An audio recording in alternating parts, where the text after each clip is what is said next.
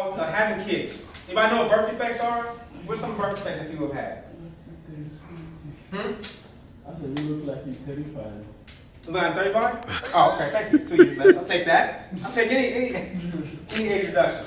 Okay, birth defects. You guys ever see those commercials where kids from other countries got cleft lips, like the lip is kind of like up like that or something? You guys know what I'm talking about? Cleft lip or people, huh?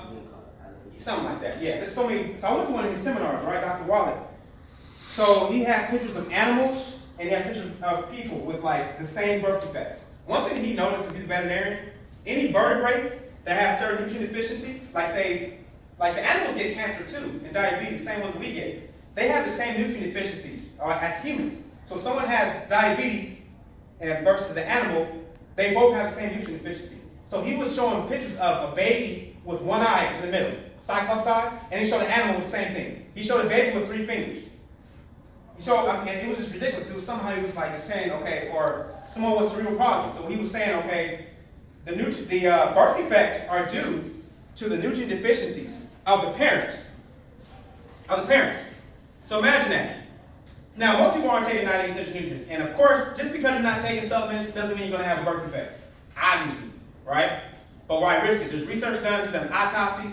So there's certain nutrient deficiencies for the parents when a baby has cerebral palsy, when it's a hermaphrodite, when it's they're born with 3 fingers, when they're blind, when they're born with can't hear.